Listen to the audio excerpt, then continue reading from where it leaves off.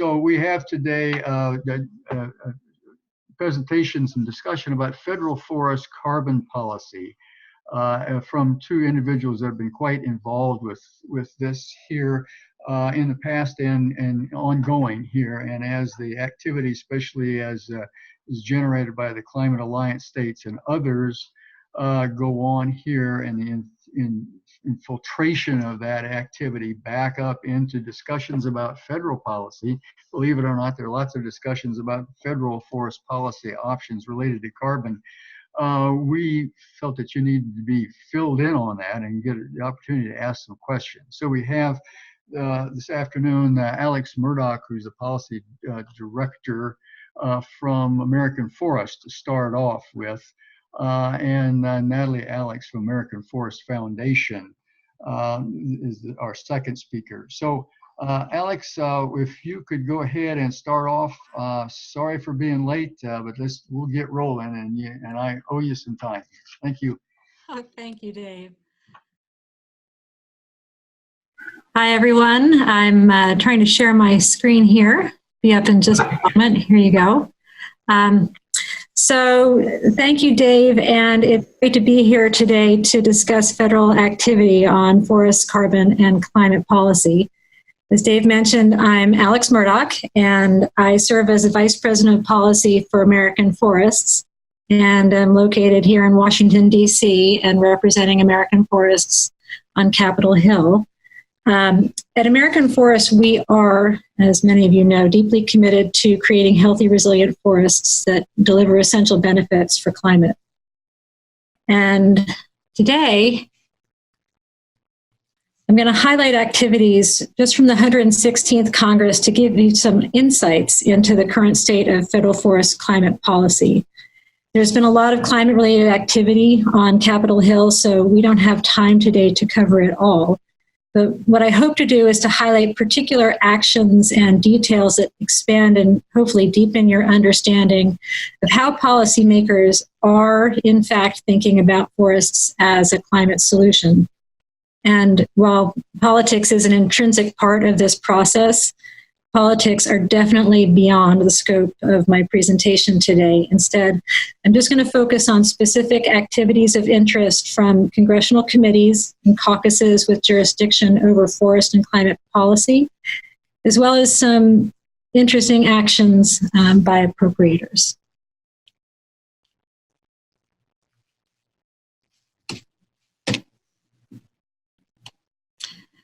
So we're going to start with the House Select Committee on the Climate Crisis. The 116th Congress began in January of 2019, and on January 9th, the House Select Committee on the Climate Crisis was authorized. This is a bipartisan committee, and the chair is Kathy Castor, and ranking member is Garrett Graves.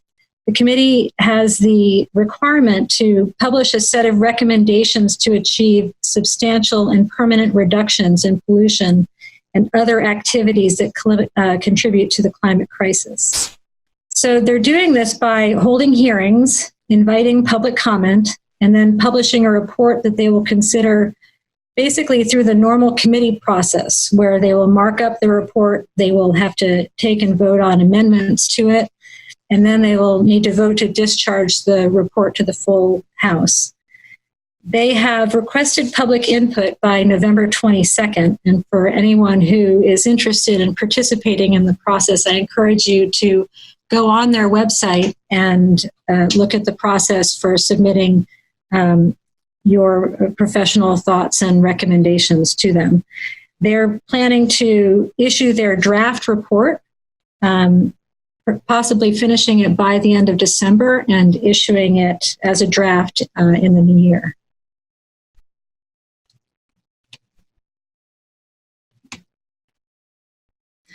So as I mentioned, they've been quite busy and they've been holding hearings on many different topics. And in October, on the 22nd, they held a hearing to discuss natural climate solutions to cutting pollution and building resilience. And the witnesses for this hearing covered policy opportunities on public, private, and tribal lands, and that included in forests and on wetlands. They also discussed the need for transparent valuation of natural systems with respect to climate change mitigation and adaptation. I apologize for all the words on this slide, but a couple of my slides are going to be like this because I want you to get a really clear focus on the words and language that is coming through that doesn't often get reported on in the news. So here, during the testimony of this hearing, witnesses were asked to identify policy priorities for cutting pollution, and they were each asked individually to go down the line on the dais.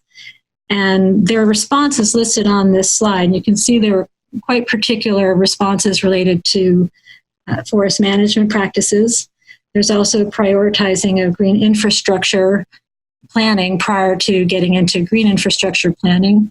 When each of the witnesses was asked whether there should be a price put on carbon, they all answered yes, including the witnesses for the Republican side. They also mentioned tax incentives, the 45Q tax, and using data to identify how to maximize taxpayer dollars was also something that was discussed quite a bit. Now turning to activity in the Senate. In May, the Senate Agriculture Committee, chaired by Senator Pat Roberts of Kansas, who's pictured here, they held a hearing entitled Climate Change and the Agricultural Sector. So this is the first time that Chairman Roberts held a hearing in this committee on this issue. And witnesses all described the impacts of changing climate on the business of agriculture and offered perspectives on how the federal government should engage. In general, all the witnesses favored voluntary market-driven policy solutions, but notably, none of the witnesses suggested that climate change is not an issue facing agriculture and the industry.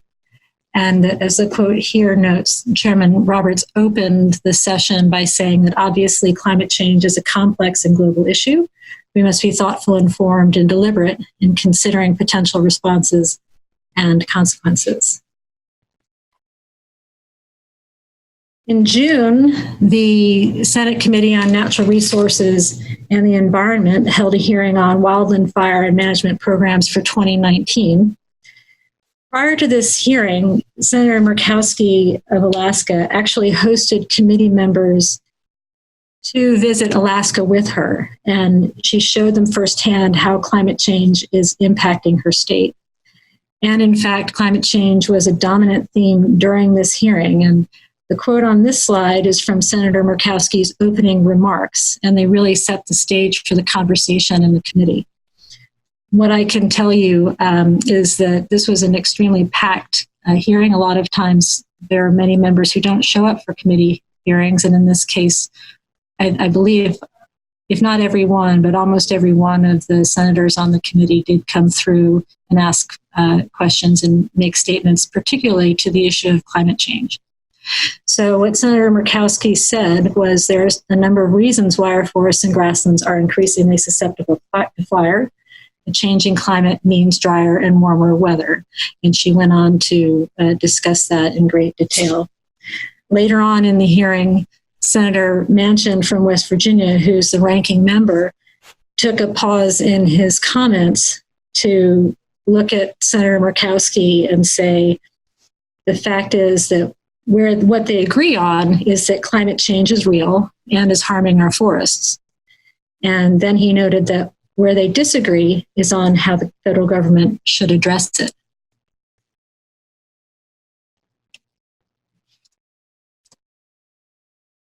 Going back to the House in August, actually in July, prior to the statement that's on this slide, Chairman Pallone and Subcommittee Chairman Tonko and Rush of the House Committee on Energy and Commerce and others on the committee announced support for a 100% clean economy by no later than 2050. Natalie is going to touch on the work of this committee a little later in her presentation, but I just wanted to highlight the statement on this slide by Chairman Pallone in August, because it relates to land and water resources. When the UN Intergovernmental Panel on Climate Change released the Climate Change and Land Use Report, he used his podium to underscore the importance of land and water resources as a part of the climate solution. And he specifically says that they can play a critical role in driving carbon out of our atmosphere while also maintaining the long-term productivity of land and the economic stability of rural communities, and deserve a prominent seat at the table as a part of the solutions that they are working on. So next we'll look at some of the caucuses that have formed on both sides of the hill. Because one way that lawmakers build support for policy initiatives is to form these caucuses and to get their colleagues to join them on them.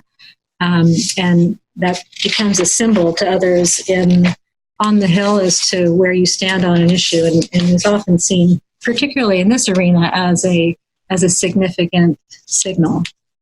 So in this case, I'm talking about the bicameral Roosevelt Conservation Caucus, and this was formed this fall. Co-chairs are Senators Lindsey Graham and Cory Gardner, and Representatives Stefanik and Mast.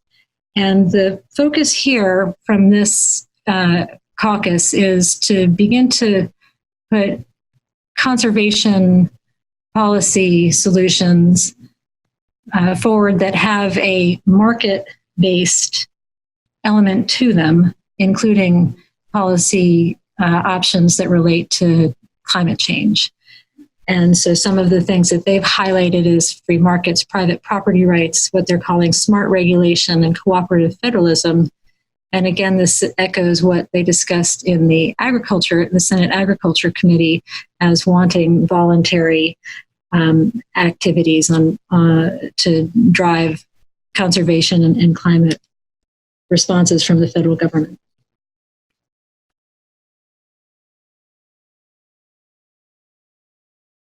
So news from the Climate Solutions Caucus.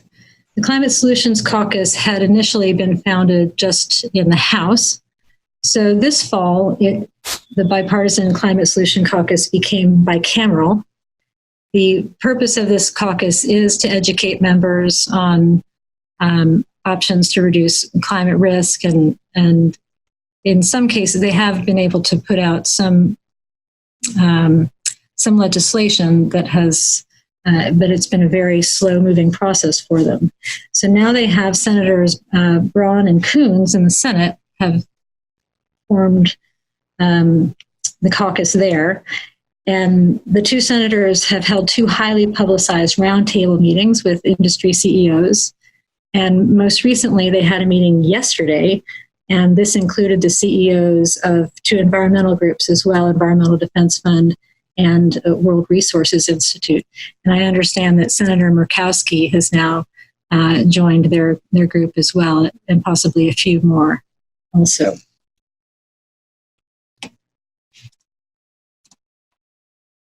So I wanted to make sure, though, that you saw the list of the members of the Climate Solution Caucus in the House.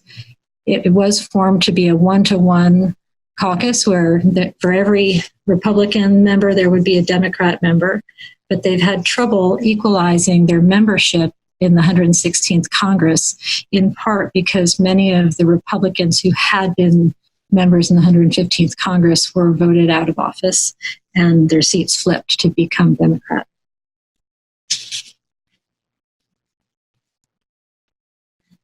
So now we're going to switch to looking at what's going on with respect to appropriations.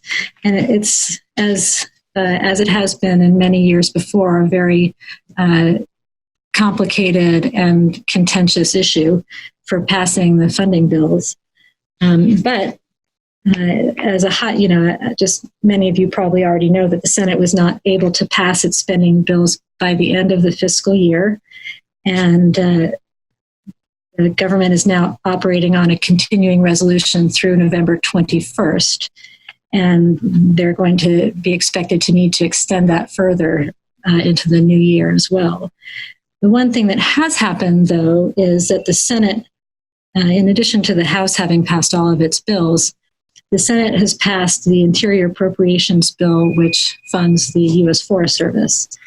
So this bill includes the senators' high-level numbers for agency funding. They also write, though, a report that goes along with this appropriations bill. And what they do in this report is they call out priorities and specifically direct or limit agency action with respect to the funding that they're providing.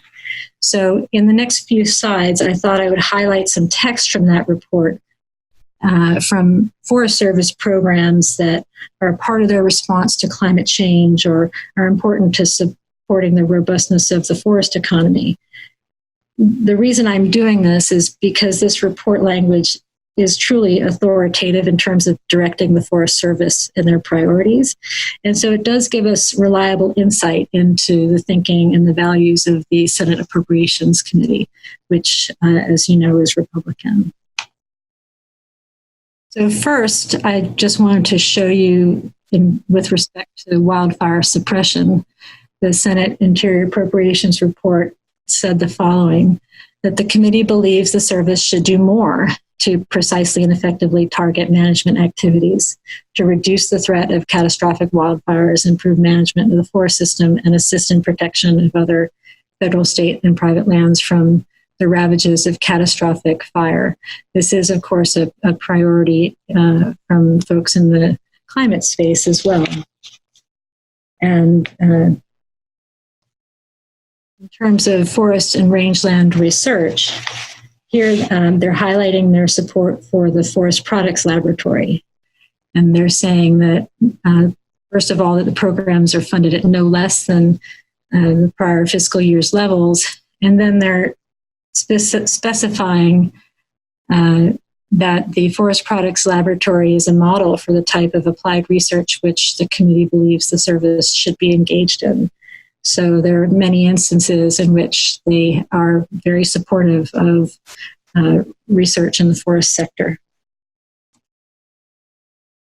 As another example, with respect to the Forest Ecosystem Services Research Program, the report calls out that they direct the service to continue to utilize existing partnerships with research institutions and states to fund research to establish methods, tools, and standard protocols that help quantify forest ecosystem services, particularly carbon, in natural forested regions as a resource that can be managed by forest landowners for ecological and economic benefit.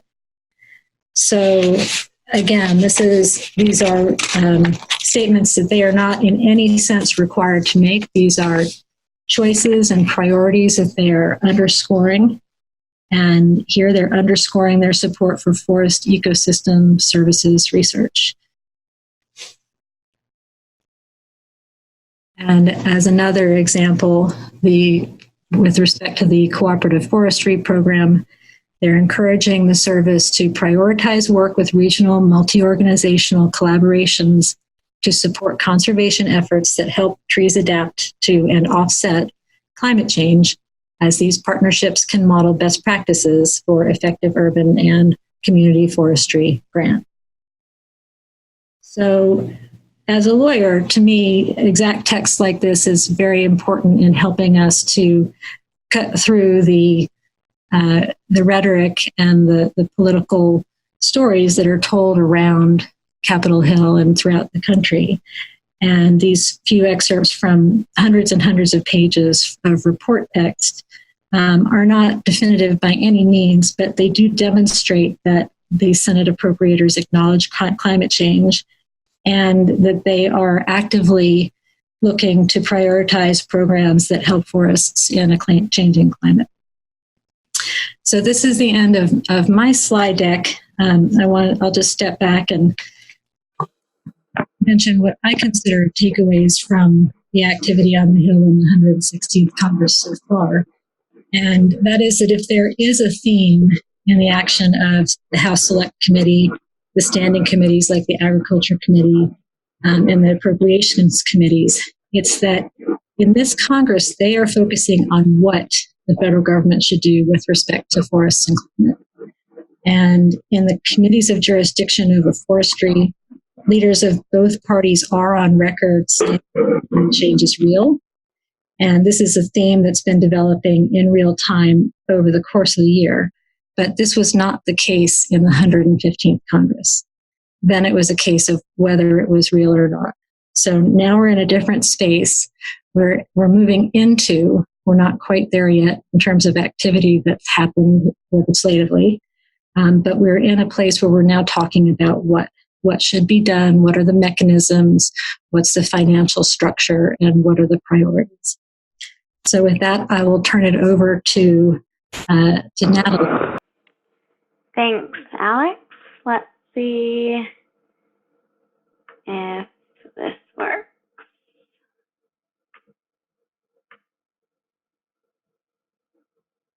Okay, so Natalie Alix, I am Policy Coordinator for the American Forest Foundation.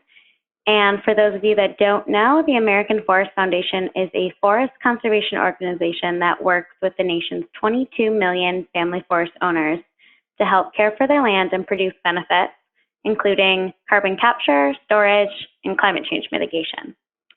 So I will be covering current climate legislation along with opportunities for what's next. All right.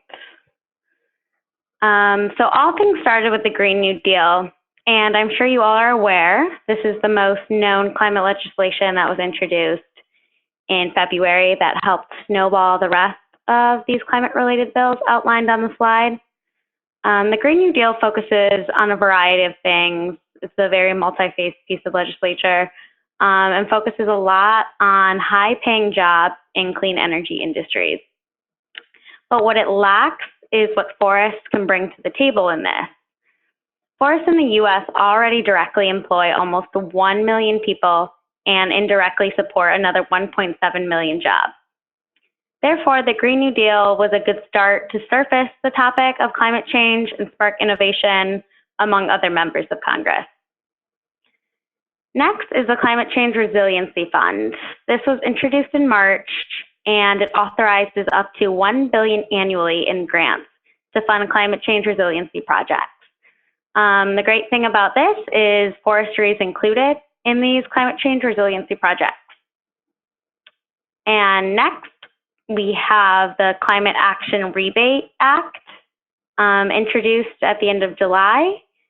What this act does is revenues from the carbon fee would be used to pay for nature-based sequestration projects, including ecologically appropriate reforestation. Next, we have America's Transportation Infrastructure Act, introduced by the Senate at the end of July.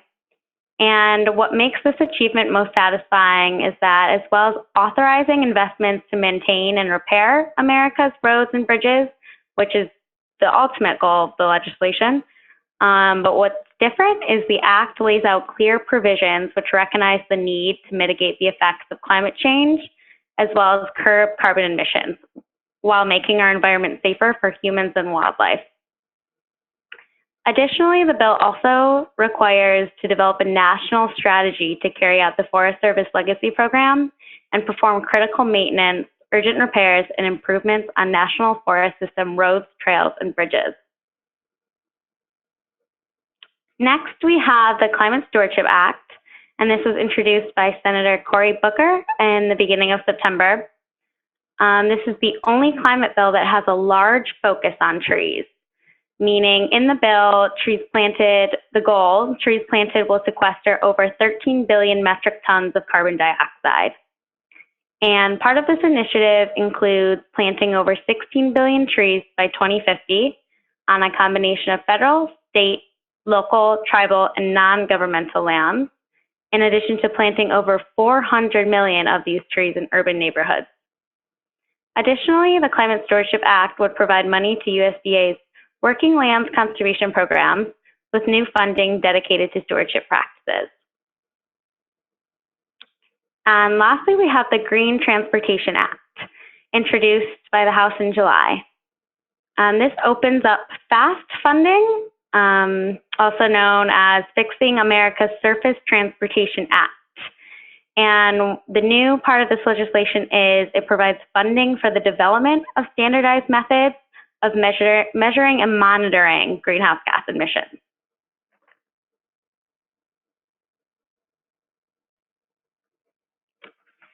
Next, we have the 45Q tax credit, which was originally enacted in 2008 and amended in 2009 as a policy intended to incentivize the construction and deployment of carbon capture and sequestration projects. Unfortunately, the tax credit only applies to geological sequestration. However, this summer, there was a request for comments in amending Section 45Q, and AFF submitted comments for 45Q to apply to specified forms of biological sequestration that would include forest management. Currently, they're still feeding through comments and still getting stakeholder feedback on the tax credit.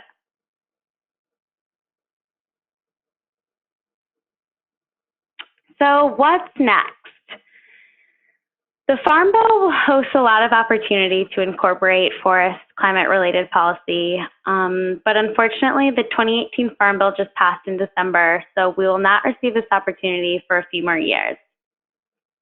And as discussed earlier, the Senate Environmental and Public Works Committee legislation, America's Transportation Infrastructure Act, contains the first of its kind climate title, again intended to build the impact of climate change, curb transportation-related carbon emissions, and build resilient infrastructure that can withstand storms and wildfires. Additionally, the House Energy and Commerce Committee, as Alex said, is actively engaging with stakeholders working on forestry issues to achieve their 100% clean economy by 2050. And you can see their notice in the bottom right-hand corner. Overall, discussions around carbon and specifically foresting carbon is largely absent, but in the minds of individual champions, so there's lots of opportunity to come in the future.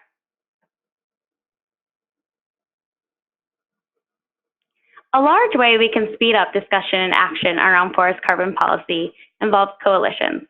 Coalitions are a very powerful tool to advance legislation.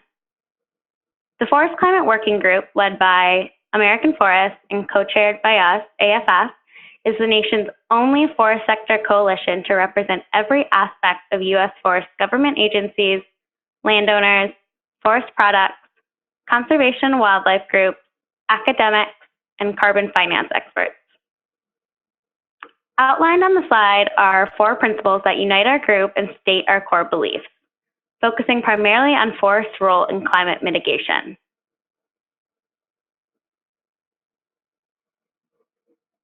Here's just a glimpse at our membership, and together we are more powerful at tackling issues related to forest and climate change, and legislators are more willing to listen because of our diverse member list.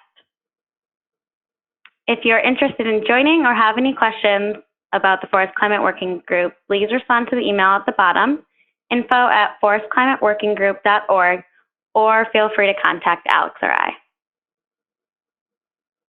And that is all I have, so I will pass it back to Dave. Okay, great. Thanks, Natalie. I appreciate it. And I think your last slide was actually where I'd like to start here with a couple of comments, is that the policy committee of the Forest Climate Working Group, I've actually witnessed and been a part of that rather extensive effort to develop a forest policy platform for the Forest Climate Working Group that they take into their activities with the various policymakers at various levels. And I've been quite impressed with the enthusiasm and the level of detail, and also the kind of collective intelligence that the members of that committee bring to the Forest Climate Working Group as a coalition. So I think even in these times where a lot of the climate activity on the policy side is perhaps kind of quiet to people kind of outside the Washington area and even inside the Washington, D.C. area, I think the policy committee in the Forest Climate Working Group is a great resource to kind of keep up with that kind of quiet activity and things that grow and things that don't grow. And so I think there's a tremendous resource and also a tremendous source of leadership for the forestry community in this forest climate space. So I think what was presented here shows how much that's actually going on here and that they're keeping track of and actually influencing. So let's have some questions then from the audience. There's a couple of ways that you can give any questions. I'm looking at my Q&A. I'm looking at no open questions right now in this box. I'm beginning to feel like there was an old television commercial called the lonely Maytag repairman. Maytag washers were supposed to be so good that the repairmen were lonely.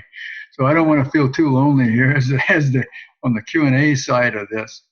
But you can submit questions through your chat box there down at the bottom in the kind of the task bar there, or you can email your questions to forestc@msu.edu. Michigan State University is the gracious and capable host of this whole series, so they'll gather the questions. We'll field them here. Also, remember that this webinar or this session, Learning Exchange session, is being recorded, as are all the sessions. And to get on the mailing list to have access and receive those recordings, as well as the supplemental material that goes along with the exchanges, again, use that same email, forestc@msu.edu. So let's, I'm looking here in the chat box. Yep, it looks like there's quite a few there in the chat box now. Okay, I'm not, oh boy, I think I'm on an island, different island from you folks. And I think I've been voted off the island. Hold on, I can't see the questions. If you can read them out, Lauren, if you could do that. Absolutely, yep. So this first question was for Alix, although Natalie, feel free to jump in. And it's that the withdrawal of the U.S. federal government from the Paris Agreement and federal budget cut on climate change. This individual is wondering, what is the major financial resource on climate change in the United States? And how can we best strengthen the confidence of major supporters of climate change? So that's a bit of a big one. I'll let maybe Alix jump in on that first. Sure. I guess I'll redirect a little bit in that there was a significant response by American states when the United States pulled out from the Paris Agreement, and that was to establish the U.S. Climate Alliance and to make pledges for each of the states to do their part, as if we were still in the Paris Climate Accord. So, in terms of that's a very significant development here in the United States, and I hope that through the presentation that Natalie and I put together, you can see that the United States has in fact not pulled out and away from working on climate. It's simply that under this Congress and under this administration, our activities are happening in a different way. I don't think it's true to say that the United States is simply no longer funding activities with respect to climate change. Okay, great. Looks like we have a few here, so I'll just jump straight into the next one. I've got them now. I see them now, Lauren, if you want me to field them. Yep, go ahead. Great, thanks, Dave. Okay, second, this is for Natalie or Alix, but Natalie is directed to what are the key factors driving forest policy on climate change for family forest owners? How are family forest owners considered in these various policy proposals? Yeah, great question. It's important to note, and I feel like it's left out of a lot of conversation, that family forest owners care for the largest portion of U.S. forests, and currently there is no market for family forest owners to be involved. Why is this? The rules. like the measurement, monitoring, and verification rules are too costly for most family forest owners. They won't make enough on selling their carbon to pay for these costs. And additionally, the rules are pretty complicated for a small family landowner whose average acreage is around 67 acres. So I would say key policy in developing for getting family forests involved in forest climate policy is ensuring that any cap and trade, carbon tax, or other climate policy mechanism creates an opportunity for forests, especially family forests, to contribute to carbon reductions and have appropriate financial incentives or market mechanisms to do so. Okay. Well, let's go on to the next question, which is actually related to that. And this is from Bonus G. I'm sorry, I don't know who that is, or maybe I'm just reading it wrong. But the question is, should governments pay landowners for carbon sequestration services? Now, there's some embellishment here. According to our estimates, the cost of forest carbon sequestration averages $30 to $50 a ton CO2 for plantations and $25 to $40 a ton CO2 for existing forest management. Instead, is it up to greenhouse gas emitters to buy forest carbon credits to offset their emissions in line with the polluter pays principle? In so doing, they can bring private finance to the protection of the biodiversity, which suffers from a great lack of public funding. This would involve prioritizing carbon sequestration in protected areas. What do you think of this approach to forest carbon sequestration favoring co-benefits? In other words, focusing or targeting areas that provided the optimum combination of both carbon and co-benefits. So who wants to field that one? Alix, you want to? I think what I can say is that, from sort of the broad perspective of not what I think about it, but what the Hill thinks about it, there is this issue first of on the table right now that's how to value carbon in the marketplace and how that's handled with accounting principles. And then there's the question of whether or not there should be a price put on carbon. So right now the conversation in Washington isn't here yet. It's still at the primary stages about whether this should be done and what the role of the federal government is. On the other hand, I can say that there are a bunch of policy thinkers who are starting down the line as if those issues had been handled, and are proposing different things like this in different ways who the actors ought to be, who were able to access these types of programs. There's definitely a wide swath of activity that's going on here. Okay, Natalie, do you want to weigh in on that? Yeah, just to butt in.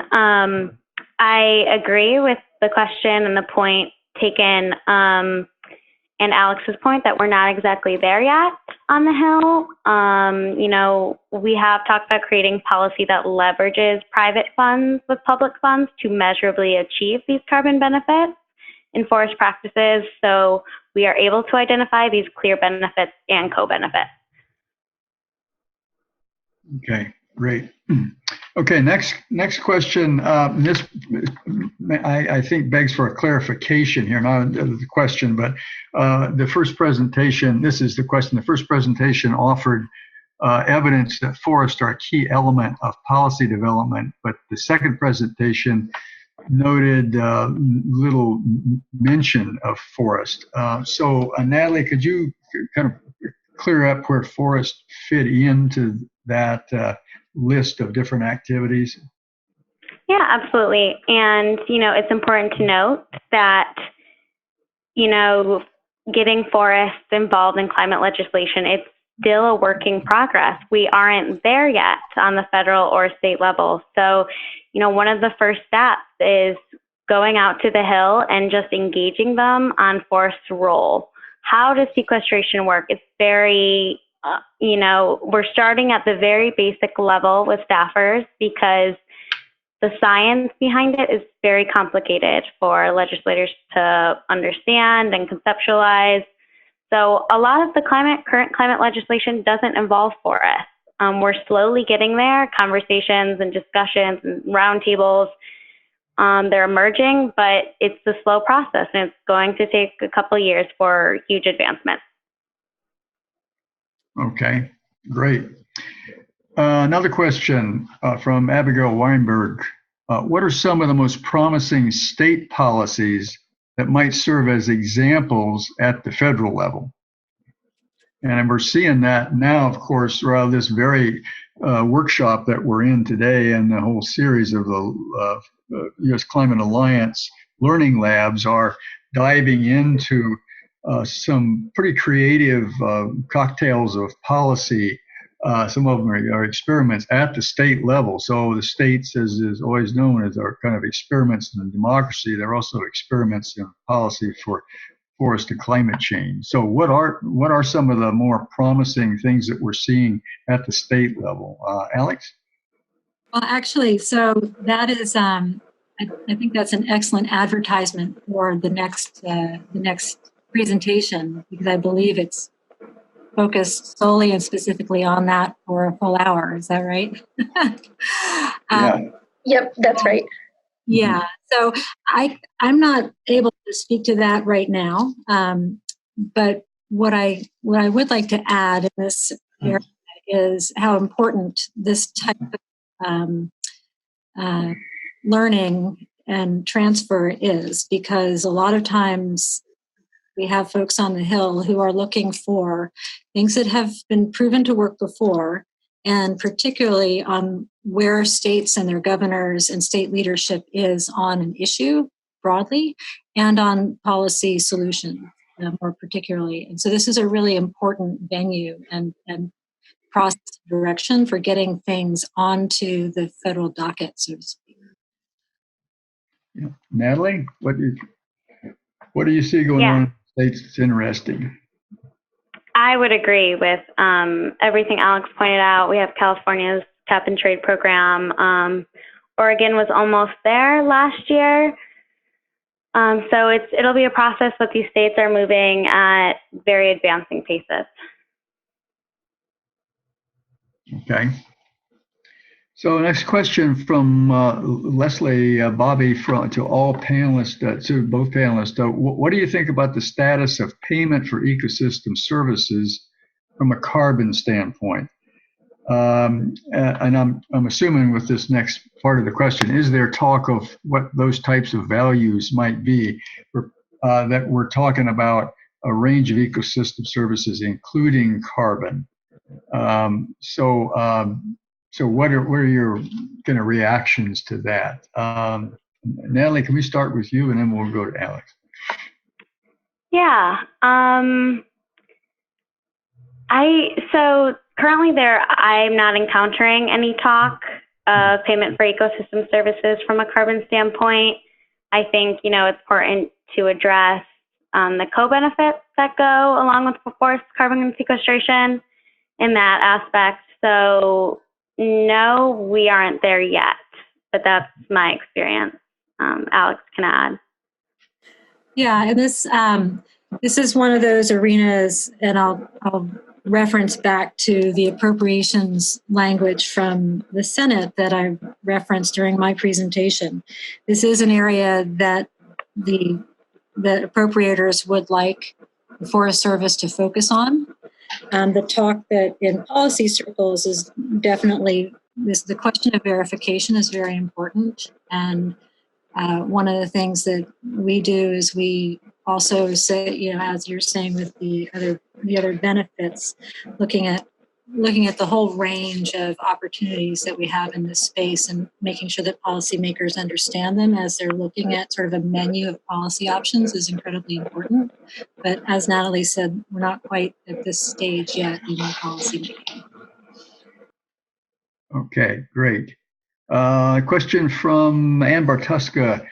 to what extent are forest products and markets being included in the various caucus discussions or legislation, not just forest restoration and tree planting? Alix? Well, I think what you can see in several of the Republican caucuses, that's very much what they're looking to be talking about. And one of the reasons that they started those groups is that they have not been seeing very many policy options coming forward, and they're trying to generate discussion and opportunities to engage with the forest products and market sector so that they can be included in the policy conversation. Okay, Natalie? Yeah, agreeing with Alix. There's a lot of discussion around including forest products and markets in conversations. Like I said earlier, I think there is just a disconnect between what is known and what isn't. Forest and carbon, it's very new to policy, and the first step is getting people engaged and aware of how the process works. Okay, great. Next question is not really a question, it's a comment. My name is John Mark Stockman, and your third summary paper was so good. How can I avoid plagiarizing? I think most of it is, you're great, John. I think in most cases, the work that these folks do and everybody does is kind of made to be stolen. So, so I don't know how, I don't think we have any lawyers on the lookout for plagiarization, but Alix, if you want to make any comments on that. Yeah. I'm not a scientist, and I think, it's great we have all these scientists to produce the data that we are providing legislatures in the Hill. Okay, great. Next question is, it's important to protect forest carbon stocks, sequestration, and reduce big emissions. What policies are discussed to protect existing stocks of forest carbon on public and private lands? Are there good inventories of such stocks and analysis of which are at risk? Dave, I think that one's for you. Okay. There certainly are very good inventories of stocks. There's quite a bit of work going on right now on the assessment of the risks of losing forest land, especially in and around urban areas. We know that when forest land converts to other land uses, we get a big loss or a recategorization of the forest carbon, including the forest soil carbon. And you can pick that up actually in a close look at the forest inventory statistics. So I think there's more work that goes on the kind of risk rating these, especially for those states that where avoided conversion is one of the big objectives of their policy program. Avoided conversion meaning the kind of the counterfactual approach. Okay, we know that some forests are more at risk of conversion to urban land, for example, than others, and can we actually target those based not only on their carbon, but also their range of ecosystem services. And in one program that's already been around for some time that does that. And again, it's not a climate program, it's a forest legacy program. That's the kind of program that requires that kind of analysis of at risk. But there are other certainly at-risk forests, and in particular forests that are in areas that have a heavy footprint of disturbance in forest health and drought, sometimes even combined there. So a good question, and we'll look over these questions. I think I can provide a detailed, more satisfactory answer as we look over the questions and get you some supplementary material. But good question. Okay. Okay, so but to John, due to our time limitations, I'm being directed here. That's good. I take direction well. Due to our time limitations, we won't be able to take questions directly, but please feel free to submit any questions to us in the chat box. Yep, that was an individual response there. You can skip that one for the group. Oh, okay. Yep. Okay. But the same advice applies because we're coming down to the end of our time here. And I don't want to hold people past. I guess I'm already doing that. So one last question, and then we'll head on. Based on earlier slides from Alix's presentation on the Senate Interior Appropriations Report, it looks like funding for forest and rangeland research programs is aimed to at least match FY 2019 levels. What about for the other areas like forest ecosystem services research and others, where the language says continue to or prioritize work with?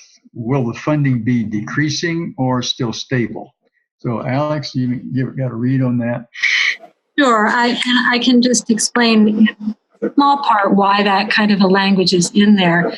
The Forest Service has changed the way they are accounting for what they call cost pool. So what that's done is it's had them pull out some of the costs for their administrative work and their administrative costs and staff costs from their individual programs. So they're no longer looking at last year's program funding numbers and able to compare them apples to apples with this year's proposed funding numbers in these bills. And so on a case-by-case basis, in order to signal to people who are reading these bills and report language, they're stating in front where the funds may not look like they are at least the same level as last year, but they are, because we're changing wholesale the way we account for and plan and budget and appropriate for the Forest Service. So it does have to be on a case-by-case where you have to look these things up, and I don't have my tables with me now. But in many cases, the Senate appropriators for the Forest Service are at FY19 levels or above. Super. That's great. Alix and Natalie, thank you very much for a very informative panel discussion. I know we had more questions that we could fit in here, and we may have to have you come back for an encore here later in the year, and so you can describe, who made the last turn of this policy soup over on the hill there. So anyway, thanks for attending this, and stay tuned for the next session next month. And I don't even have my chart in front of me, but it will be a good one. So time to adjourn. Thank you. Thanks so much, Dave. Thank you, Alix and Natalie, for joining today. You got it. Thank you.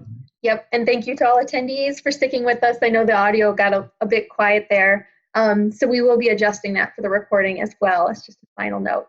So thanks so much. Please look out for the recording. We'll be in touch by email, and we thank you for being here with us today.